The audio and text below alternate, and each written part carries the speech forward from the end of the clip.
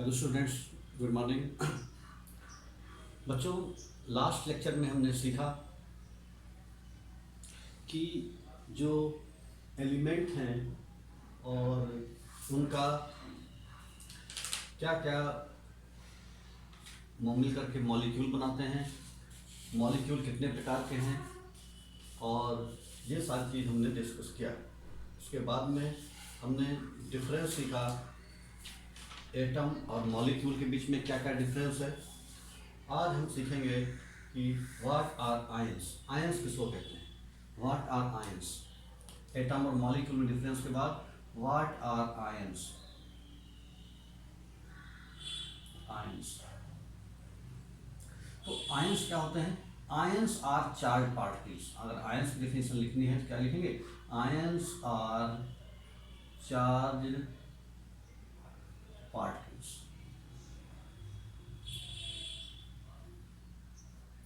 Ions are charge particles. Ions वो होते हैं जिनके ऊपर चार्ज प्रेजेंट होता है, उनको बोलते हैं हम लोग आयंस का। Ions are charge particles.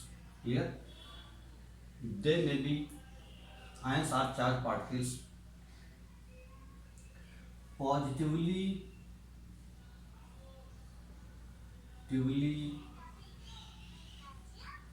Charge particles are called positively charged particles are called cations। Cations वो होते हैं जिनके ऊपर पॉजिटिव चार्ज होता है। तो जिन किसी के ऊपर अगर पॉजिटिव चार्ज प्रेजेंट हो तो ऐसे चार्ज पार्टिकल को हम कैटाइन के नाम से जानते हैं। जैसे एग्जाम्पल के लिए जैसे सोडियम आयन, तो यहाँ पर पॉजिटिव चार्ज है, इसका मतलब कैटाइन है। उसके बाद सिल्वर आयन, ये भी क्या है? पॉजिटिव चार्ज है, ये भी कैटाइन है। एल्युमिनियम आयन, ये भी पॉजिटिव चार्ज है। उसके बाद आपका पोटेशियम आयन और बहुत सारे, ये सारे क्या रहते हैं? कैटाइन। जिनके ऊपर पॉजिटिव चार्ज रहता है उसको हम लोग कैटाइन के नाम से जानते हैं। तो ions, what are ions? Ions का मतलब है आयंस आर चार्ज पार्टिकल्स। जबकि एटम और मॉलिक्यूल न्यूट्रल होते हैं, उनके ऊपर कोई भी चार्ज नहीं होता। जबकि जो आयंस होते हैं, आयंस आर चार्ज पार्टिकल, अगर उनके ऊपर पॉजिटिव चार्ज है तो उसको हम कैटाइन के नाम से जानते हैं। And the negatively charged particles are called anions। negatively charged particles are called anions। इनको हम एनायंस के नाम से जानते हैं। जिनके ऊपर नेगेटिवली चार्ज होता है उसको हम लोग बोलते हैं एनायंस। जैसे एग्जाम्पल के लिए आपका है chloride ion Cl minus, bromide ion Br minus, iodide ion I minus, carbonate ion minus minus, sulphate ion minus minus. ये सारे क्या हैं बच्चों? एनायंस हैं। तो एनायंस वो होते हैं जिनके ऊपर नेगेटिव चार्ज होता है, कैटायन वो होते हैं जिनके ऊपर पॉजिटिव चार्ज होता है। तो इसका मतलब ये हुआ कि जो आयन हैं वो दो प्रकार के होते हैं, कैटायन और एनायन। कैटायन वो आयन होते हैं जिनके ऊपर पॉजिटिव चार्ज होता है और एनायन वो आयन होते हैं जिनके ऊपर नेगेटिव चार्ज होता है। बच्चों, व्हाट आर आयंस? तो आयंस का मतलब है ions are charge particles, positively charge particles are called cation. Cation उनको कहते हैं जिनके ऊपर पॉजिटिव चार्ज होता है। ठीक है, जिस किसी एटम के ऊपर पॉजिटिव चार्ज लिखा है इसका मतलब वो कैटायन है। नेगेटिवली चार्ज पार्टिकल्स होते हैं उनको हम एनायंस के नाम से जानते हैं। जैसे इनके नाम लिखे हैं, जैसे क्लोराइड आयन है, ये ब्रोमाइड आयन है, ये आयोडाइड आयन है, ये कार्बोनेट आयन है, ये सल्फेट आयन है। तो इस तरीके से इनके नाम भी याद रखने की कोशिश करिए कि Cl माइनस को कौन सा कहेंगे? Ion chloride ion. Br minus कहेंगे ब्रोमाइड आयन। अभी हम आगे चल के नाम बताएंगे भी इनके। तो फिलहाल ये जिनके ऊपर पॉजिटिव चार्ज है उनको कैटायन कहते हैं, जिनके ऊपर नेगेटिव चार्ज है बच्चों उनको हम एनायन के नाम से जानते हैं। इस तरीके से कैटायन और एनायन की बात हुई। उसके बाद में अगला चीज है कि a compound is made, a compound is, कोई कंपाउंड है अगर, compound is made from metal and non metal, metal and non metal. अगर कोई कंपाउंड मेटल और नॉन मेटल से मिलके बना है तो इसका मतलब metal having positive charge, it means in this compound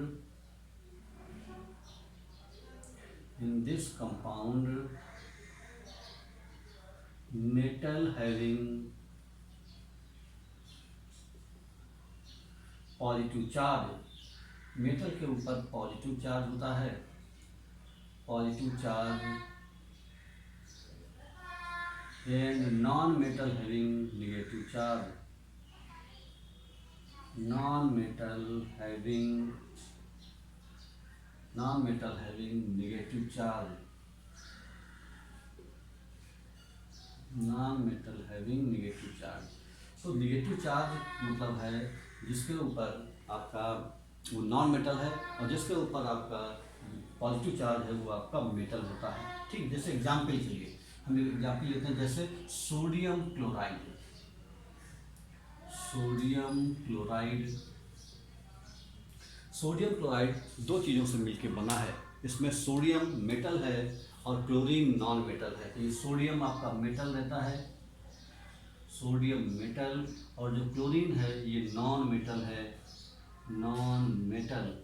तो देखते हैं कि जो सोडियम क्लोराइड है यानी ये इसके ऊपर पॉजिटिव चार्ज है और Cl के ऊपर नेगेटिव चार्ज है, इससे मिलकर के कंपाउंड बना है। यानी जो सोडियम क्लोराइड है वो आपका फार्मूला NaCl। यहाँ से देखा जाए जो NaCl है उसमें Na के ऊपर पॉजिटिव चार्ज होता है और Cl के ऊपर नेगेटिव चार्ज होता है। ये दोनों आपस में मिल करके सोडियम क्लोराइड बनाते हैं।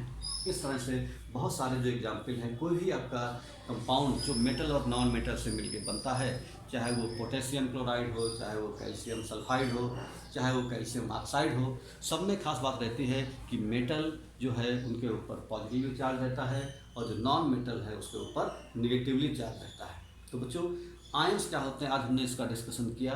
आयंस वो सब्सटेंस होते हैं जिनके ऊपर आपका चार्ज लगा हो, चाहे पॉजिटिव लगा हो या नेगेटिव लगा हो, कोई भी चार्ज लगा हो उसको हम आयन के नाम से जानते हैं।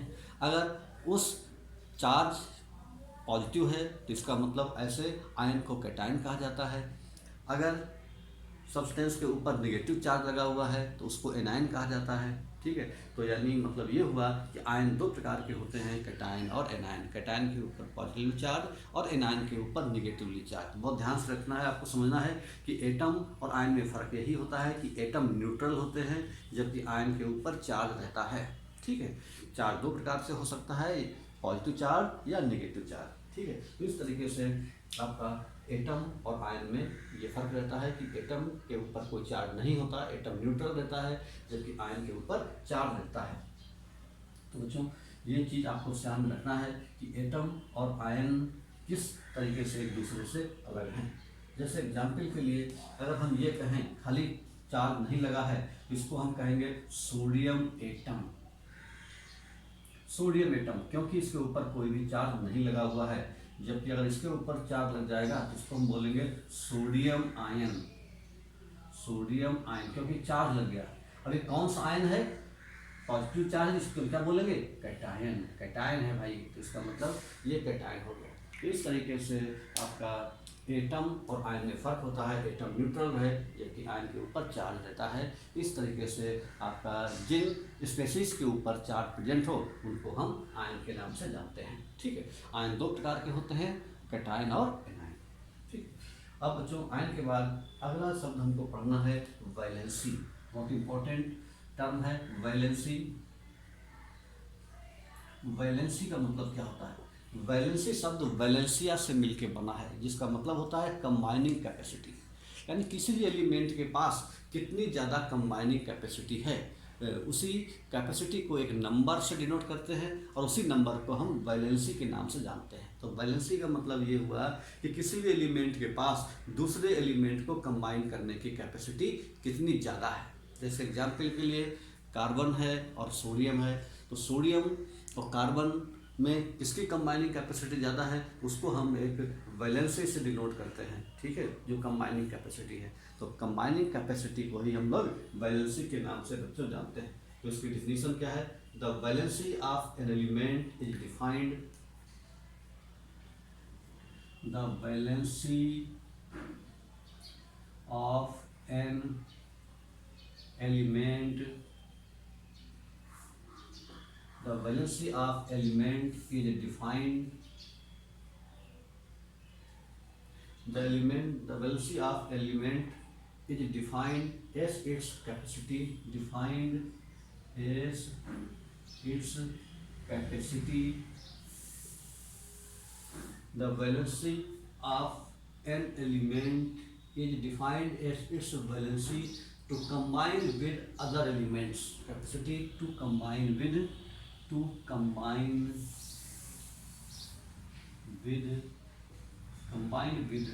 other elements. Combine with other elements. Combine with other elements. It is measured by the number of. It is measured by the number of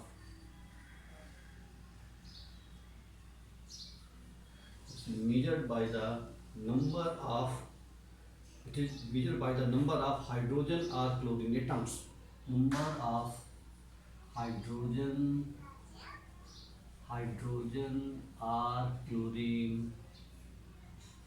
chlorine atoms which combines chlorine atoms which combine with are replaced by which combine with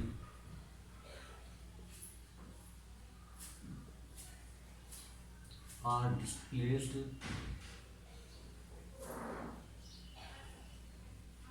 combined with are displaced by one atom of the element, by one atom of the element, one atom of the element.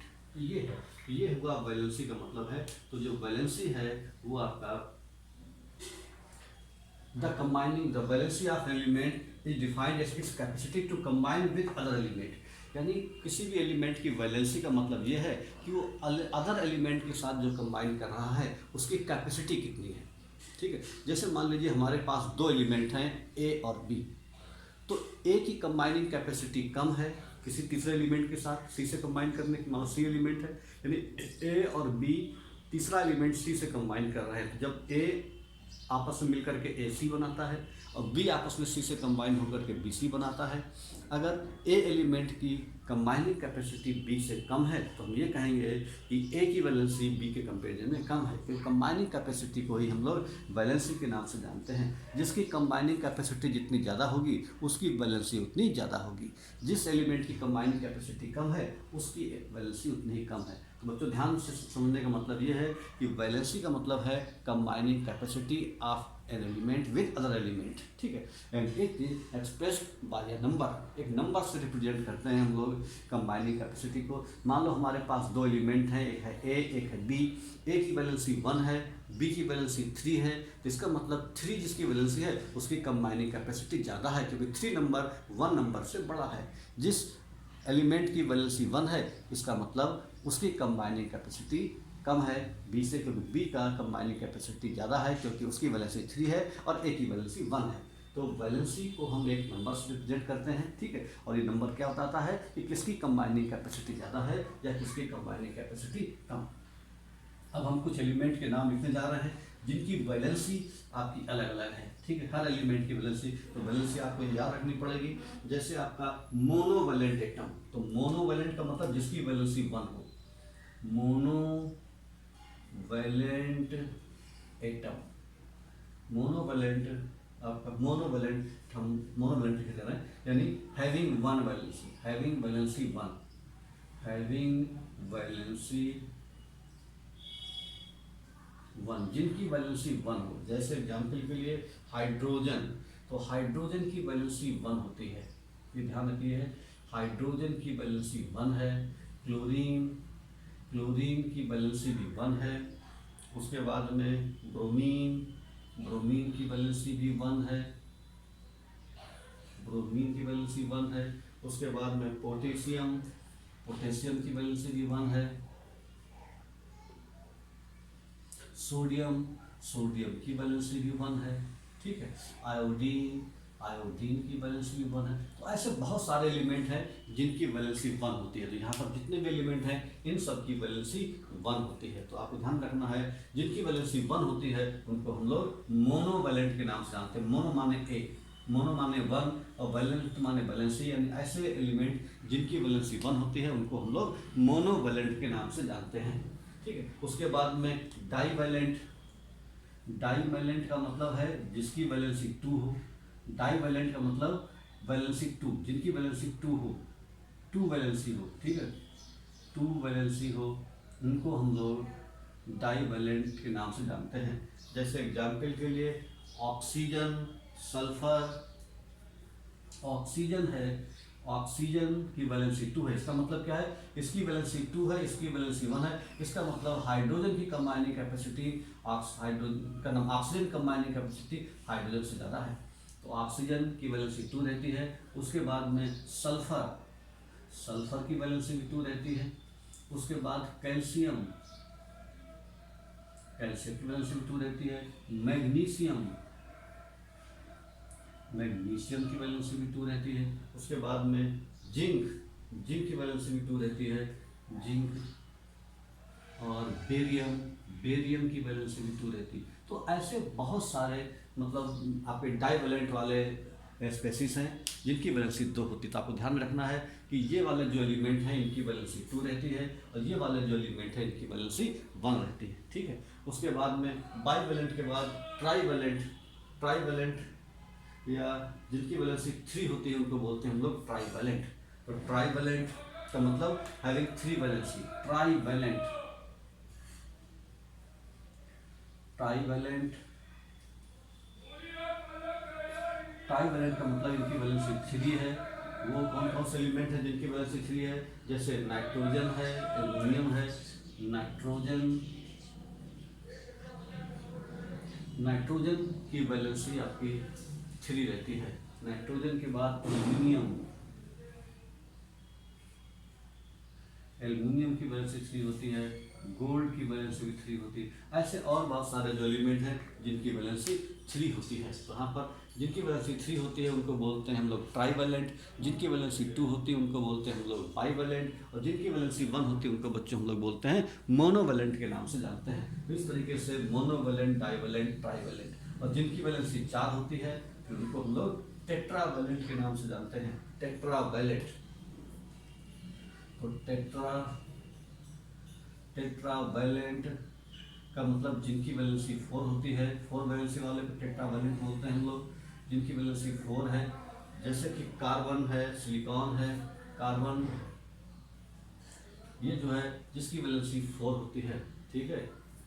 उसके बाद silicon नाम का element होता है, silicon, ठीक है, इसकी valency भी बच्चों 4 होती है। तो इस तरीके से हम क्या देखते हैं कि जो कार्बन है और सिलिकॉन है उसकी वैलेंसी 4 होती है। और भी बहुत सारे जो एलिमेंट हैं तो इनको हम लोग टेट्रावैलेंट एलिमेंट के नाम से जानते हैं जिनकी वैलेंसी 4 होती है। तो बच्चों हमने यहाँ पर क्या सीखा, एक नए शब्द सीखा, वैलेंसी। तो वैलेंसी का मतलब है, वैलेंसी शब्द वैलेंसिया से मिलकर बना है जिसका मतलब है कंबाइनिंग कैपेसिटी। तो वैलेंसी का मतलब होता है कंबाइनिंग कैपेसिटी। जिस एलिमेंट की कंबाइनिंग कैपेसिटी ज़्यादा होती है उसकी वैलेंसी ज़्यादा होती है। जैसे यहाँ पर ये टेट्रावैलेंट है, इसकी वैलेंसी 4 है, यानी कार्बन की वैलेंसी ऑक्सीजन से ज़्यादा है क्योंकि ये बाईवैलेंट है और ये टेट्रावैलेंट है। सिलिकॉन की जो कंबाइनिंग कैपेसिटी है वो गोल्ड से ज़्यादा है क्योंकि सिलिकॉन जो है उसकी वैलेंसी 4 है और जबकि गोल्ड की वैलेंसी 3 है। इस तरह से बच्चों जिसकी वैलेंसी ज़्यादा होती है इसका मतलब है उसकी कंबाइनिंग कैपेसिटी ज़्यादा, या इसका उल्टा भी कह सकते हैं, जिसकी कंबाइनिंग कैपेसिटी ज़्यादा है उसकी वैलेंसी भी ज़्यादा होती है। ठीक है बच्चों, इस तरीके से हमने वैलेंसी के बारे में सीखा। और जिसकी वैलेंसी 1 होती है बच्चों उसको हम लोग बोलते हैं मोनोवैलेंट, जिसकी वैलेंसी 2 है उसको बोलते हैं डाईवैलेंट, और जिसकी वैलेंसी 3 है ऐसे सब्सटेंस को बोलते हैं हम लोग ट्राईवैलेंट, और जिनकी वैलेंसी 4 है ऐसे स्पेसीज को हम लोग टेट्रावैलेंट के नाम से जानते हैं। तो वैलेंसी के बाद अब एक नया कॉन्सेप्ट है variable valency. Variable valency, variable valency, variable valency का मतलब होता है कि बहुत सारे जो एलिमेंट हैं उनकी एक से ज़्यादा वैलेंसी होती है। ऐसे एलिमेंट को वेरिएबल वैलेंसी एलिमेंट कहा जाता है जिनकी वैलेंसी एक से ज़्यादा होती है। ठीक है, तो इस तरीके से जो एलिमेंट एक से ज़्यादा वैलेंसी शो करते हैं उनको हम लोग वेरिएबल वैलेंसी बोलते हैं। ठीक है, इनकी अलग अलग कंपाउंड में अलग अलग वैलेंसी शो करते हैं। यहाँ पर लिख लेंगे there are some compounds, there are some compounds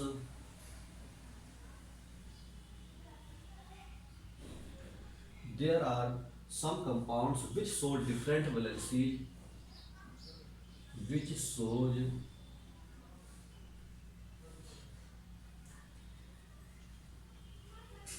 different valency in different compounds, in different compounds, in different compounds, different compound में इनकी वैलेंसी अलग अलग होती है। देयर आर सम कंपाउंड्स, कुछ कंपाउंड ऐसे होते हैं which shows different valency in different compounds. For example for example for example for example copper shows two valency, copper shows two valency,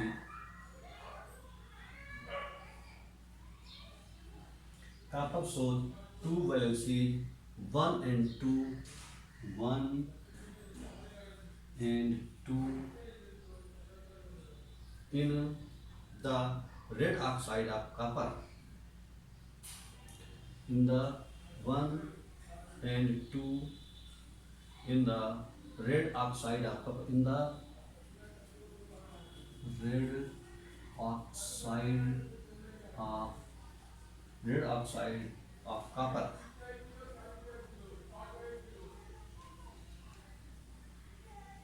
red oxide of copper, its valency is 1, its valency is 1, its valency is 1, its valency is 1, while in the black oxide, while in the black oxide, while in the black oxide, its valency is 2, its valency 2। मतलब copper के दो oxide हैं, एक red oxide है और एक black oxide है। तो इसका मतलब जो रेड ऑक्साइड है उसमें उसकी वैलेंसी 1 रहती है और जो आपका ब्लैक ऑक्साइड है उसमें उसकी वैलेंसी 2 रहती है। तो इस तरह से क्या देखते हैं कि दोनों ही कॉपर के ही ऑक्साइड हैं और इस तरह से कॉपर अलग अलग कंपाउंड में अलग अलग वैलेंसी शो कर रहा है। तो इसका मतलब जो कॉपर है उसकी वैलेंसी 1 भी हो गई, यानी कॉपर की वैलेंसी अगर हम बात करें तो कॉपर की वैलेंसी जो है ये 1 भी है, कॉपर की वैलेंसी 1 भी है एंड 2 भी है। यानी तो इस तरीके से जो कॉपर है ये वेरिएबल वैलेंसी शो करने वाला एलिमेंट है। उसी तरह से आयरन की भी अलग अलग कंपाउंड में अलग अलग वैलेंसी होती है। आयरन की वैलेंसी 2 भी होती है और 3 भी होती है। इसका मतलब आयरन भी वेरिएबल वैलेंसी शो करता है। ठीक है, उसी प्रकार से जो टिन है इसकी भी वैलेंसी 2 होती है, टिन की वैलेंसी 2 भी होती है और टिन की वैलेंसी 4 भी होती है। तो इस तरीके से ये जो एलिमेंट वेरिएबल वैलेंसी वाले एलिमेंट कहे जाते हैं। ऐसे एलिमेंट जो वेरिएबल वैलेंसी शो करते हैं कौन कौन से हैं, जैसे कॉपर है, आयरन है, टिन है, लेड है, ऐसे बहुत सारे जो एलिमेंट हैं वेरिएबल वैलेंसी शो करते हैं। तो अगर आपसे पूछा जाए what is the meaning of variable valency तो आपको ये डिफिनेशन लिखनी है, there are some compounds which show different valency in different compounds. Different compound में डिफरेंट वैलेंसी शो करते हैं। For example copper shows 2 valency 1 and 2, copper 2 valency होती है इसकी 1 और 2। ठीक है, 2 वैलेंसी होती है 1 and 2। यहाँ पर फुल स्टॉप है। इन अब यहाँ से एक नई लाइन लिखना हमको, in the red oxide of copper it valency is 1, यानी जो रेड ऑक्साइड जो रहता है उसमें कॉपर की वैलेंसी कितनी होती है 1। ये बात यहाँ तक खत्म हुई। फिर कह रहा है while in the black oxide, जो ब्लैक ऑक्साइड है उसकी वैलेंसी होती है 2। तो इस तरीके से यानी कॉपर के 2 ऑक्साइड बनते हैं बच्चों, एक में कॉपर की वैलेंसी 1 होती है और एक में कॉपर की वैलेंसी 2 होती है। ये बात यहाँ पर कही गई है। जिसकी वैलेंसी कम होती है बच्चों उसको अस से रिप्रेजेंट करते हैं। जिसकी वैलेंसी कम होती है उसको हम कहते हैं अस, और जिसकी वैलेंसी ज़्यादा होती है उसको हम लोग इक से डिनोट करते हैं। जैसे कॉपर की वैलेंसी 1 है तो इसको बोलेंगे हम लोग क्यूप्रस, यानी जो कॉपर है इसकी वैलेंसी 1 है तो हम लोग अस लगा देंगे लास्ट में, और इसकी वैलेंसी अगर 2 है तो इसको बोलेंगे क्यूप्रिक। तो इसका नाम हो जाएगा बच्चों क्यूप्रस, क्यूप्रस। इसका नाम हो जाएगा क्यूप्रिक, क्यूप्रिक। ऐसे ही आयरन जो है जिसकी वैलेंसी 2 है उसको बोलेंगे हम लोग फेरस, जिसकी वैलेंसी 3 है उसको बोलेंगे हम लोग फेरिक। तो इस तरीके से 1 वैलेंसी और 2 वैलेंसी, 1 वाले को बोलते हैं हम लोग क्यूप्रस और 2 वाले को बोलेंगे क्यूप्रिक। इसी तरीके से हम लोग आयरन की वैलेंसी को हम लोग फेरस और फेरिक के नाम से जानते हैं। ऐसे टिन है, टिन की वैलेंसी 2 इसको बोलते हैं स्टेनस और 4 वाले को बोलेंगे स्टेनिक। लेड की वैलेंसी 2 भी होती है और 4 भी होती है। 2 वाले को बोलेंगे प्लम्बस और 4 वाले को बोलेंगे प्लम्बिक। इस तरीके से जिसकी वैलेंसी कम होती है उसको अस और जिसकी वैलेंसी ज़्यादा होती है उसको इक के नाम से जानते हैं। तो बच्चों वेरिएबल वैलेंसी का मतलब यही है कि there are some compounds which shows different valency in different compounds. मतलब ऐसे सब्सटेंस, ऐसे कंपाउंड जिनकी डिफरेंट कंपाउंड में डिफरेंट वैलेंसी हो, ऐसे एलिमेंट को वेरिएबल वैलेंसी वाले एलिमेंट कहा जाता है। ठीक बच्चों, तो ये आपको ध्यान रखना है, वेरिएबल वैलेंसी का मतलब ये होता है।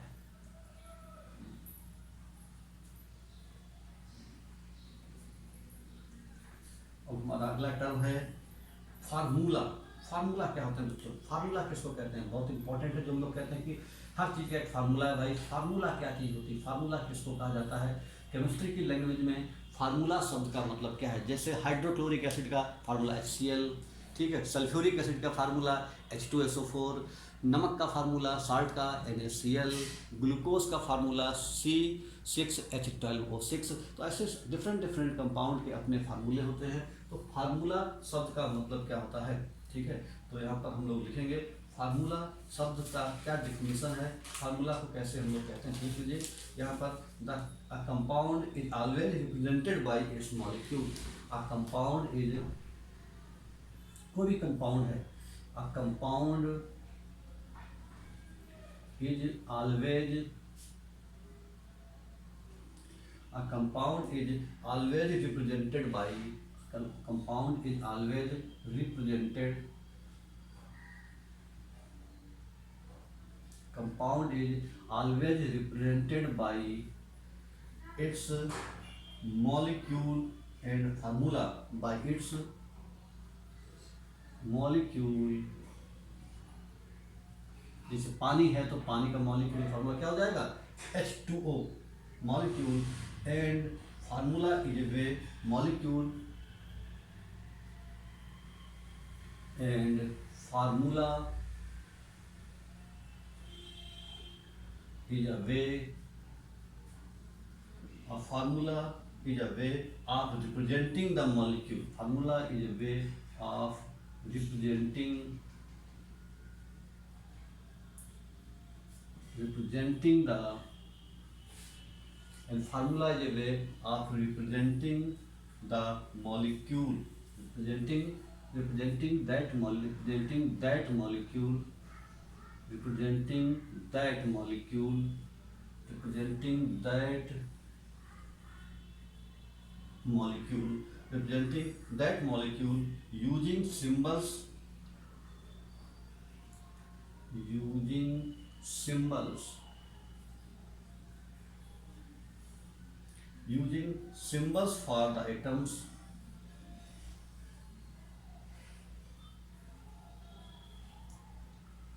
using symbols for the atoms present in it, present in it, present in it। Clear? तो कह रहा है a compound is always represent by it's molecule. कोई भी कंपाउंड अपने मॉलिक्यूल से रिप्रेजेंट किया जाता है। जैसे वाटर है तो वाटर का मॉलिक्यूल है H2O। कार्बन डाइऑक्साइड, इसका मॉलिक्यूल है CO2। तो कह रहे हैं कि and formula is a way of representing that molecule, उसी मॉलिक्यूल को हम फार्मूला के थ्रू रिप्रेजेंट करते हैं। और उस फार्मूले में होता क्या है, using symbols for the atoms present in it, उस फार्मूले में जिन एटम से मिलकर के वो कंपाउंड बना हुआ है उनके सिंबल्स का सेट है, उनके सिंबल्स का कलेक्शन है, उसी को हम लोग फार्मूला कहते हैं। जैसे एग्जाम्पल के लिए कार्बन डाइऑक्साइड, तो कार्बन डाइऑक्साइड कार्बन और ऑक्सीजन से मिलकर के बना है, ठीक है। तो कार्बन का एक एटम और ऑक्सीजन के दो एटम आपस में मिलकर के कार्बन डाइऑक्साइड बना रहे हैं, उसी को हमने फार्मूले से रिप्रेजेंट कर दिया CO2। ऐसे वाटर में हाइड्रोजन के दो एटम और ऑक्सीजन का वन एटम, तो इसका फार्मूला हो गया H2O। यानी जिन एटम से मिलकर के वो कंपाउंड बना है उन एटम्स को उनके सिंबल्स के फॉर्म में लिखते हैं, इसी को हम लोग एक फार्मूला के नाम से जानते हैं। तो compound is always represented by it's molecule, कोई भी कंपाउंड को हम मॉलिक्यूल से रिप्रेजेंट करते हैं, बिना मॉलिक्यूल के रिप्रेजेंट किए हम कंपाउंड के बारे में नहीं बता सकते कि कौन सा कंपाउंड है। And formula is a way of representing that molecule, और फार्मूला क्या है, उस मॉलिक्यूल को रिप्रेजेंट करने का एक तरीका है। और वो उस फार्मूले के अंदर क्या होता है, उस फार्मूले के अंदर जो कंपाउंड जिन एलिमेंट से मिलकर बना होता है उनके सिंबल्स लिखे रहते हैं। जैसे वाटर में और हाइड्रोजन और ऑक्सीजन का सिंबल लिखा हुआ है, ठीक है। कैल्शियम ऑक्साइड में कैल्शियम और ऑक्सीजन का सिंबल है, कार्बन डाइऑक्साइड में कार्बन और ऑक्सीजन का सिंबल है। तो बच्चों फार्मूला का मतलब ये होता है, फार्मूला भी दो प्रकार के होते हैं, ठीक है। इट इज टू टाइप्स, ठीक है, टाइप्स ऑफ फार्मूला, ठीक है। It is two types, it is two types, generally दो प्रकार के होते हैं, टू टाइप्स। एक हमारा है इंपीरिकल फार्मूला, इंपीरिकल, एक हमारा इंपीरिकल फार्मूला, और दूसरे फार्मूले को हम लोग कहते हैं आपका मॉलिक्यूलर फार्मूला, ठीक है। इंपीरिकल फार्मूला, मॉलिक्यूलर फार्मूला, तो इंपीरिकल फार्मूला और मॉलिक्यूलर फार्मूला। मॉलिक्यूलर फार्मूला,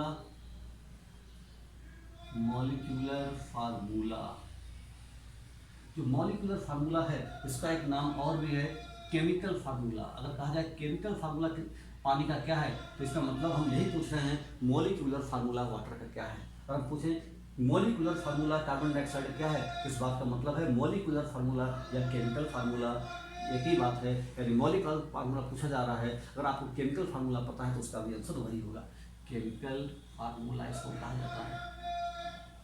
और जो ये वाला है जिसको इंपीरिकल फार्मूला है, इसको सिंपल फार्मूला कहा जाता है, सिंपल फार्मूला। इसका मतलब कोई कंपाउंड जो है वो दो उसके फार्मूले हो सकते हैं, एक इंपीरिकल फार्मूला और दूसरा मॉलिक्यूलर फार्मूला या chemical formula.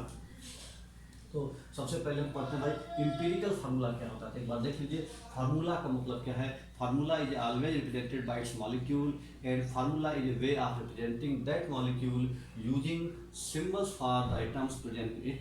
It is two types, empirical formula और सिंपल फार्मूला, मॉलिक्यूलर फार्मूला और केमिकल फार्मूला। तो यहाँ पर हम सबसे पहले पढ़ेंगे भाई जो इंपीरिकल फार्मूला है इसका क्या मतलब है, what is the meaning of empirical formula या सिंपल फार्मूला। तो इंपीरिकल फार्मूला, इंपीरिकल या सिंपल फार्मूला एक ही बात है। तो इंपीरिकल फार्मूला का मतलब क्या है, it is the simplest ratio of elements. तो लिखेंगे it is the simplest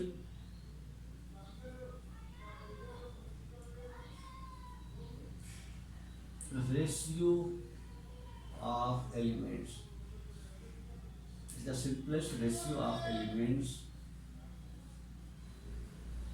in a compound।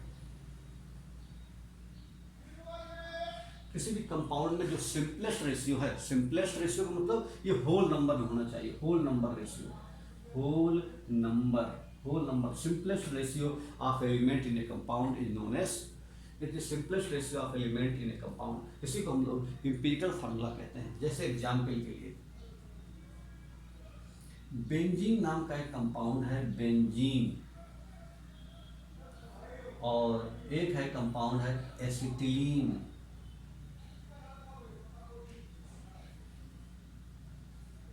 तो दो कंपाउंड हैं। बेंजीन का जो फार्मूला है बच्चों, ये C6H6 रहता है, जबकि इसका रहता है C2H2।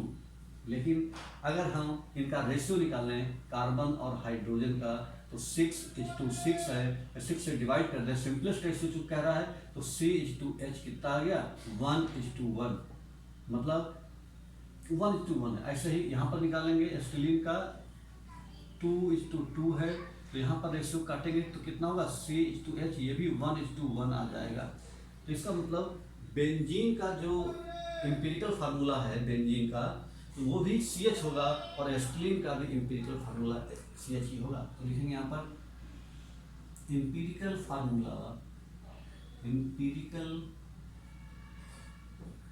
Formula of benzene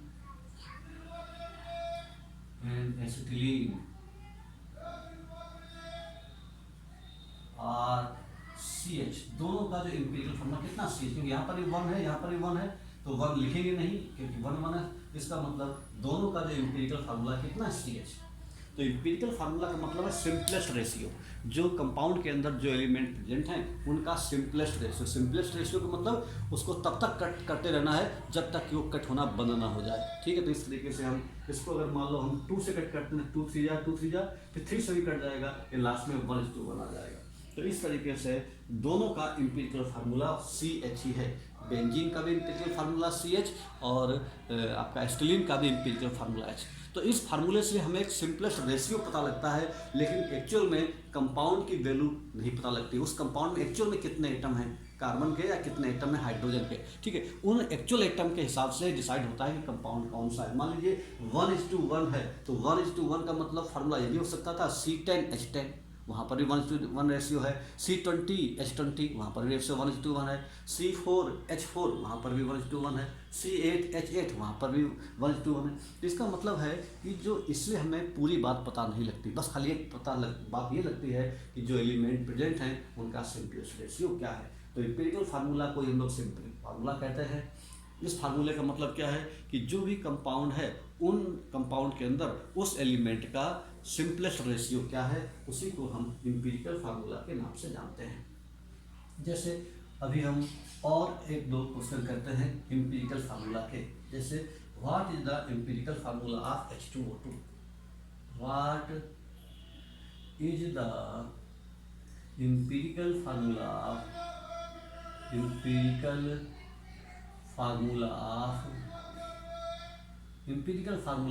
H2O2। H2O2 इसको बोलते हैं हम लोग हाइड्रोजन पर ऑक्साइड गैस कहते हैं बच्चों। ये हाइड्रोजन पर ऑक्साइड नाम की गैस है, या लिक्विड के फॉर्म में है तो लिक्विड है। तो हाइड्रोजन पर ऑक्साइड, ये हाइड्रोजन पर ऑक्साइड दो चीज़ों से मिलकर बना है। कौन सी दो चीज़ों से? हाइड्रोजन और ऑक्सीजन से मिलकर बना है। यहाँ रेशियो 2:2 है, इसको कट करेंगे तो ये हो जाएगा 1:1, यानी सिंपलेस्ट रेशियो हुआ 1:1। तो empirical formula will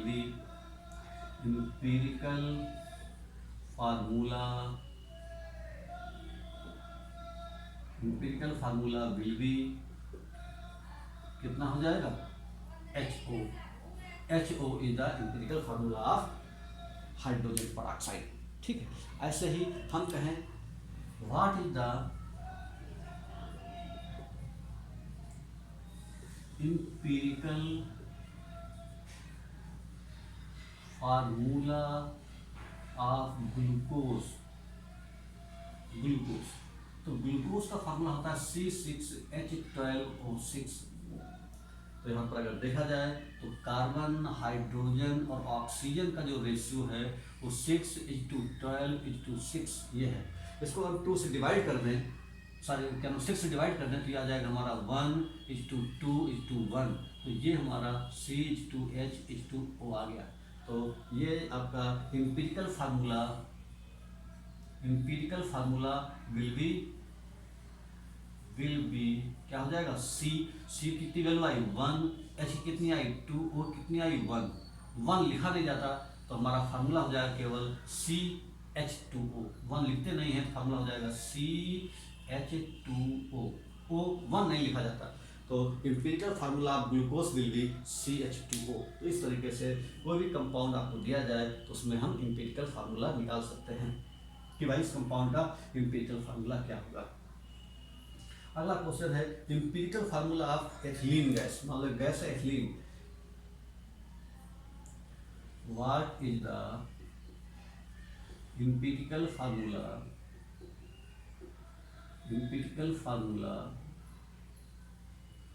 of ethylene gas.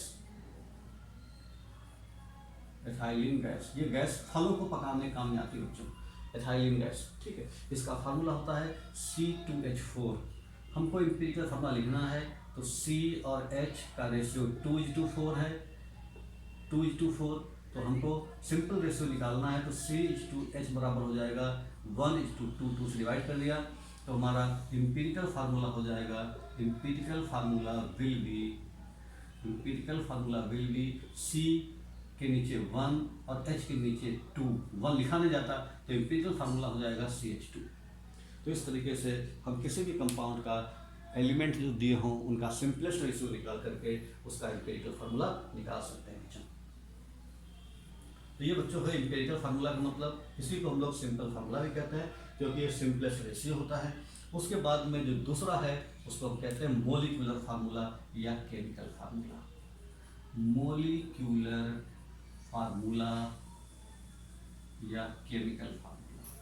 जो मोलिकुलर फार्मूला है ये हमको बताता है कि वाकई उसमें कितने आपके प्रेजेंट हैं एलिमेंट, उसका नंबर, एग्जैक्ट नंबर बताता है। तो मोलिकुलर फार्मूला, इसकी डिफिनीशन है ये, a molecular formula is a representation of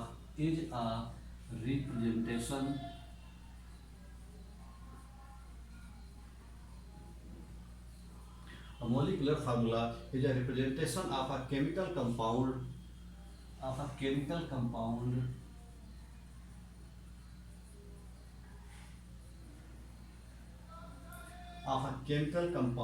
using a set of symbols,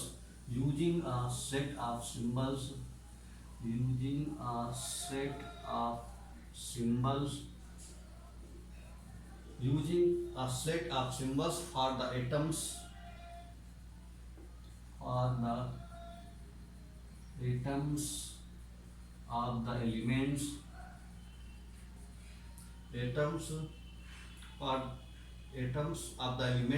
present in a molecule of the compound,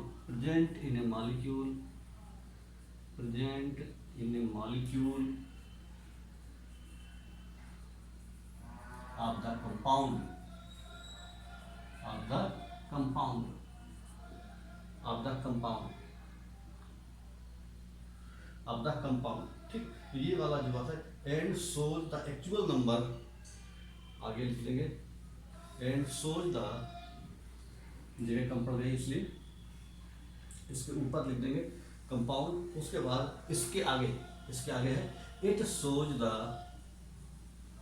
एक खास बात है, it shows the actual number of atoms, it shows the actual number of atoms it shows the actual number of atoms of each element of each element of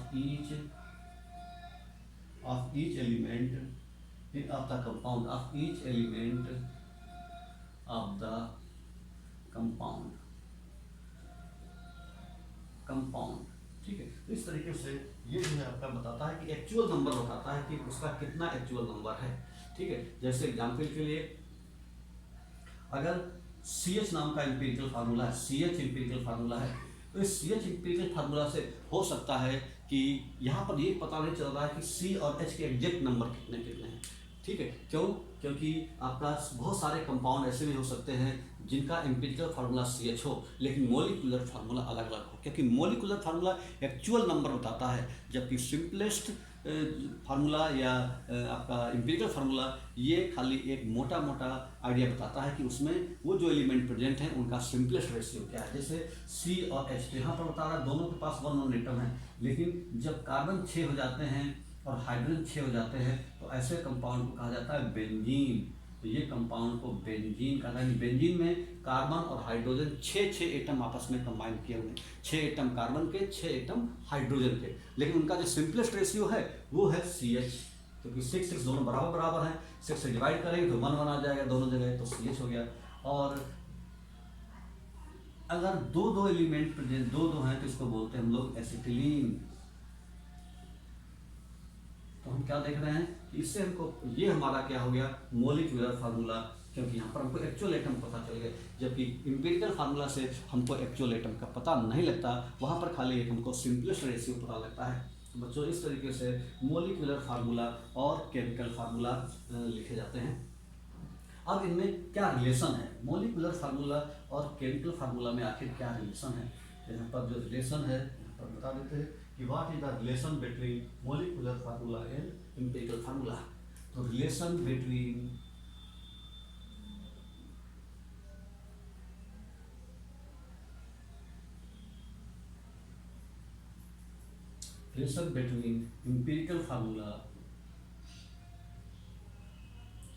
empirical formula and molecular formula, the relation between empirical formula and molecular formula, दोनों के बीच में क्या relation है? तो क्या relation है, तो यहाँ पर लिख सकते हैं हम लोग हेडिंग मोलिक्यूलर फार्मूला हमको निकालना है और हमको इंपीरिकल फार्मूला दिया है, तो क्या करेंगे, n इंटू इंपीरिकल फार्मूला,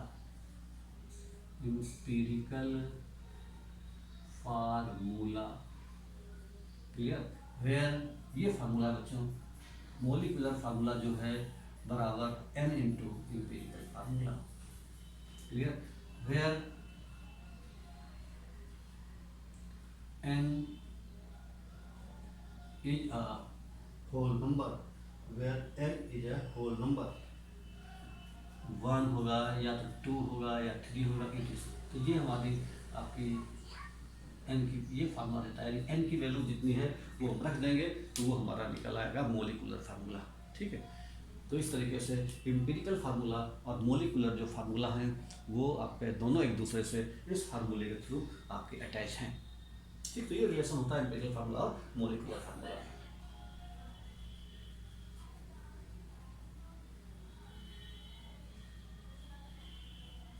अब रिलेशन हमको पता चल गया। अब हम जो मोलिकुलर फार्मूला है या केमिकल फार्मूला है कैसे लिखते हैं, how to write chemical formula या molecular formula, how to write chemical formula या मोलिकुलर फार्मूला, एक ही बात है, क्योंकि केमिकल फार्मूला और मोलिकुलर फार्मूला एक ही बात होती थी, ठीक है। कैसे हम लिखते हैं कोई भी कंपाउंड का केमिकल फार्मूला या मोलिकुलर फार्मूला कैसे लिखा जाता है, तो बच्चों इसके लिए वैलेंसी याद होना चाहिए, ठीक है। हमको वैलेंसी याद होना चाहिए, वैलेंसी के हिसाब से हम यहाँ पर इसका मोलिकुलर फार्मूला लिखते हैं। जैसे बच्चों हमको लिखना है, मान लीजिए हमको लिखना है एल्युमिनियम क्लोराइड का फार्मूला, एल्यूमिनियम क्लोराइड का फार्मूला लिखना है बच्चों। तो यहाँ पर हमको दोनों एलिमेंट के सिंबल पता होना चाहिए। तो जैसा कि देख रहे हैं एल्युमिनियम क्लोराइड दो चीज़ों से मिलकर बना है, एल्युमिनियम और क्लोरीन से। एल्युमिनियम यहाँ पर हमने लिखा एल्युमिनियम और फिर लिखा क्लोरीन। अब इनकी वैलेंसी आपको याद करनी चाहिए, पीछे हमने जो मोनोवैलेंट और डाइवैलेंट ट्राइवैलेंट जो आयन लिखाया है वहाँ से उसकी वैलेंसी देखिए। इसके अलावा और भी बहुत सारे आयन लिखाएंगे तो आपको उन आयन की वैलेंसी याद रखनी पड़ेगी कि इस आयन की वैलेंसी कितनी है, ठीक है, और उसका नाम क्या है। तो इस तरीके से जो एल्युमिनियम आयन है इसकी वैलेंसी रहती है 3, ट्राइवैलेंट है ये, और जो क्लोरीन है ये है मोनोवैलेंट, इसकी वैलेंसी 1, इसके ऊपर नीचे लिख दिया। क्लोरीन की वैलेंसी क्लोरीन के ऊपर और इसकी वैलेंसी इसके ऊपर, और उसके बाद में इसको इसके नीचे और इसको इसके नीचे, तो Al हो जाएगा 1 और Cl के नीचे आ जाएगा 3। 1 लिखते नहीं हैं तो एल्युमिनियम क्लोराइड का फार्मूला हो गया बच्चों AlCl3। तो इस तरीके से एल्युमिनियम क्लोराइड का फार्मूला हो गया AlCl3। और दूसरा फार्मूला, जैसे हमको लिखना है सोडियम ऑक्साइड, अगर हमको मान लो लिखना है बच्चों सोडियम ऑक्साइड लिखना है, दूसरा एग्जाम्पल सोडियम ऑक्साइड का हमको एम्पिरिकल फार्मूला लिखना है। तो हमको देखिए सोडियम और ऑक्सीजन दो चीज़ों से मिलकर बना है। सोडियम का सिंबल रहता है Na और ऑक्सीजन का सिंबल रहता है O। सोडियम की वैलेंसी, सोडियम चूंकि मोनोवैलेंट एटम है इसके ऊपर रखिए, इसकी वैलेंसी सोडियम की वैलेंसी इसके ऊपर, और ऑक्सीजन होता है बाईवैलेंट, इसकी वैलेंसी इसके नीचे ऊपर, ये इधर आ जाएगा, ये क्रॉस, इसको बोलते हैं क्रिस क्रॉस मेथड। ये हो जाएगा सोडियम के नीचे आ जाएगा 2 और O के नीचे आ जाएगा 1। 1 को लिखते नहीं, 1 को छोड़ देते हैं, ठीक है। तो ये हो जाएगा आपका Na2 is the formula of sodium oxide, ठीक है। फिर तीसरा एग्जाम्पल हम देते हैं, ये एग्जाम्पल नंबर 1 है, ये एग्जाम्पल नंबर 2 है। तीसरा एग्जाम्पल है, अगर हम ये कहें what is the formula of sodium carbonate, ठीक है। सोडियम कार्बोनेट का फार्मूला लिखो, तो सोडियम कार्बोनेट, तो सोडियम कार्बोनेट का फार्मूला सोडियम से मिलकर बना है और कार्बोनेट से मिलकर बना है।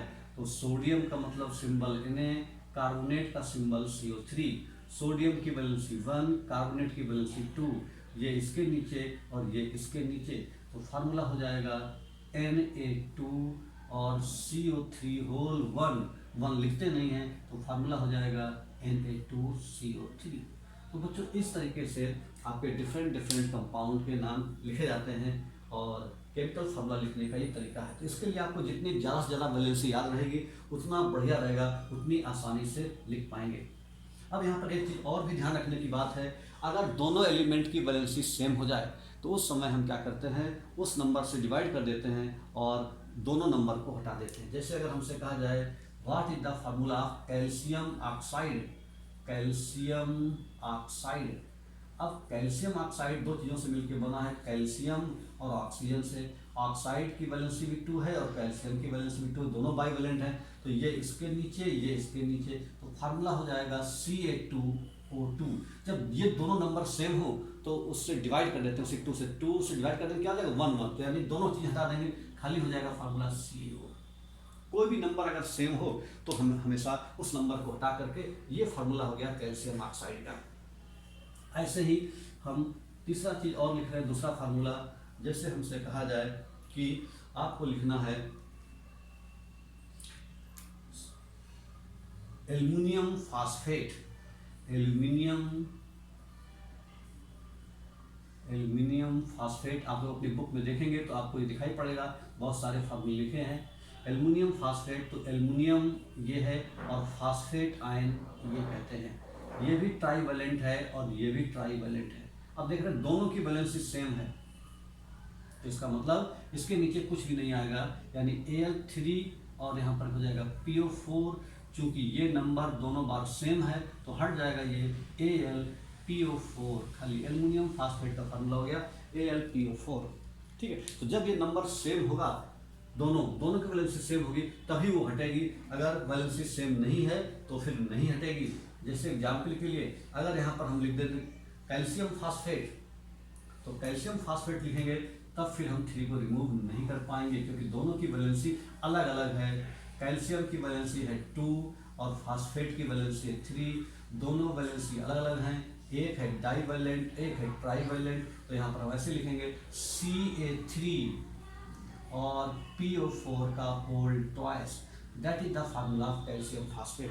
तो कैल्शियम फास्फेट का फार्मूला बच्चों ये निकल करके आ गया, इसको बोलते हैं हम लोग कैल्शियम फास्फेट। तो इस तरीके से आपको समझ आया होगा कि हम किसी भी कंपाउंड का केमिकल फार्मूला किस तरह से निकालते हैं। तो केमिकल फार्मूला निकालने के लिए तरीका है, इस तरीके को हम लोग क्रिस क्रॉस मेथड के नाम से जानते हैं। इस तरीके से हमको पता लगता है कि किसी कंपाउंड का केमिकल फार्मूला क्या है। अब बच्चों हम कुछ आपको आयन के नाम देते हैं, आपको नाम के याद रखने हैं और कुछ आपके निगेटिव वाले आयन बताते हैं, ठीक है। जैसे आपका क्लोराइड आयन, इसका नाम है क्लोराइड आयन। तो Cl-1 मतलब लिखते हैं Cl-1, इसकी वैलेंसी 1 है, ठीक है। और उसके बाद में ब्रोमाइड आयन, इसको ब्रोमाइड आयन कहते हैं, ब्रोमाइड आयन इसको कहते हैं Br-। उसके बाद में फ्लोराइड आयन, इसको कहते हैं F-। उसके बाद में कहते हैं आयोडाइड आयन, आयोडाइड आयन, इसको कहेंगे आई माइनस। कहीं पर आ जाए हाइड्राइड आयन, हाइड्राइड, ठीक है, तो ये हो जाएगा आई माइनस, सॉरी H-1, हाइड्राइड है H-1, ठीक है। उसी तरह से आपका हो जाए ऑक्साइड, तो ये होता है O-2, सल्फाइड S-2, उसके बाद में नाइट्राइड N-3, उसके बाद सल्फेट, इसको बोलते हैं SO4-, उसके बाद कार्बोनेट, कार्बोनेट कहते हैं CO3-, ठीक है। उसके बाद में एसीटेट, ये आपका इसका फार्मूला होता है CH3COO-। उसके बाद ऑक्जिलेट, इसको कहते हैं बच्चों C2O4-2 चार्ज, ठीक है। उसके बाद में आपके ऑक्जिलेट हो गया। फॉस्फेट, फॉस्फेट ये हो गया बच्चों PO4-। तो इस तरीके से ये और भी बहुत सारे होते हैं, वो आपको याद रखना है। इस तरीके से जितने ज़्यादा आप याद कर पाएंगे उतना अच्छा तरीके से फार्मूले लिख पाएंगे। जैसे हमको कहा जाए कि लिखना है सोडियम नाइट्राइड, मान लो हमको सोडियम नाइट्राइड का फार्मूला लिखना है, तो बच्चों सोडियम नाइट्राइड का फार्मूला लिखना है तो सोडियम और नाइट्राइड, तो नाइट्राइड का मतलब क्या है, ये है नाइट्राइड, तो नाइट्राइड का मतलब क्या होता है N3 वैलेंसी है, सोडियम की वैलेंसी 1 है। जब हम ये फार्मूला लिखते हैं तो उसके ऊपर जो साइन लिखा है प्लस माइनस वो नहीं लिखते, छोड़ देते हैं, ओमिट कर देते हैं, खाली नंबर लिखते हैं। तो ये इसके नीचे, ये इसके नीचे, तो फार्मूला हो गया सोडियम नाइट्राइड का Na3N। तो इस तरीके से हम किसी भी कंपाउंड का फार्मूला लिख सकते हैं। तो बच्चों ये ध्यान रखना है कि किस तरीके से इनके फार्मूले लिखे जाते हैं, ठीक है। उसके बाद में फास्फेट के बाद एक होता है nitrate ion, nitrate ion, nitrate ion क्या होता है NO3-1, नाइट्रेट आयन हो गया, ठीक है। तो इस तरीके से बहुत सारे जो कंपाउंड हैं उनके फार्मूले आप लिख सकते हैं। अब हम आपको कुछ कंपाउंड होमवर्क में दे रहे हैं, आपको उनके फार्मूले लिखना है, ठीक है। आप अगर आपको आयन नहीं याद है तो बुक में ढूंढिए, फिर भी ना आए तो हमसे पूछिए। जैसे right the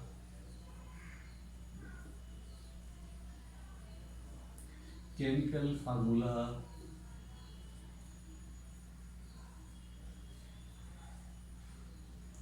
of the following compounds, of the following compounds, जो कंपाउंड्स दिए हैं उनके केमिकल फार्मूला निकालना है। पहला कंपाउंड है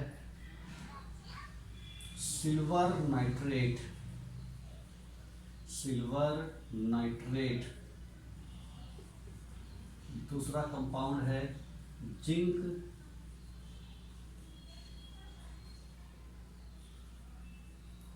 कार्बोनेट। तीसरा है sodium, sodium sulphate, sodium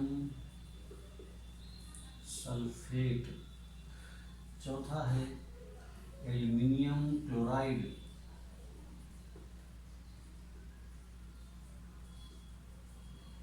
chloride. उसके बाद सोडियम ऑक्जिलेट,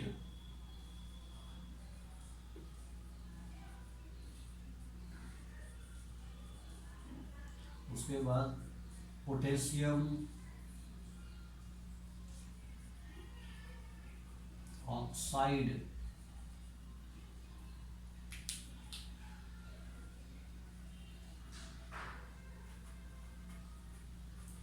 पोटेशियम ऑक्साइड के बाद अगला कंपाउंड है, पोटेशियम ऑक्साइड के बाद आपका है बेरियम सल्फेट। उसके बाद अगला है कैल्शियम एसीटेट। उसके बाद है मैग्नीशियम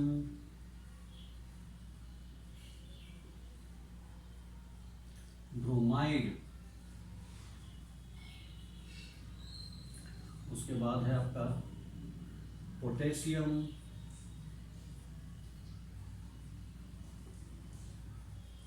पोटेशियम ऑक्जेलेट। तो बच्चों ये आपका होमवर्क है, इसको आप सॉल्व करिए और आप उसका आंसर हमें पोस्ट करिए और हम बताएंगे कौन सा सही है कौन सा नहीं सही, या जिस आयन का आपको नाम नहीं पता हो उस आयन का आप नाम पूछ सकते हैं, उसके ऊपर वैलेंसी कितनी है ये पूछ सकते हैं। तो इस तरीके से आप ये 10 क्वेश्चन आप करेंगे होमवर्क के। ठीक बच्चों, अगले लेक्चर में हम आगे पढ़ेंगे अपने चैप्टर के बारे में।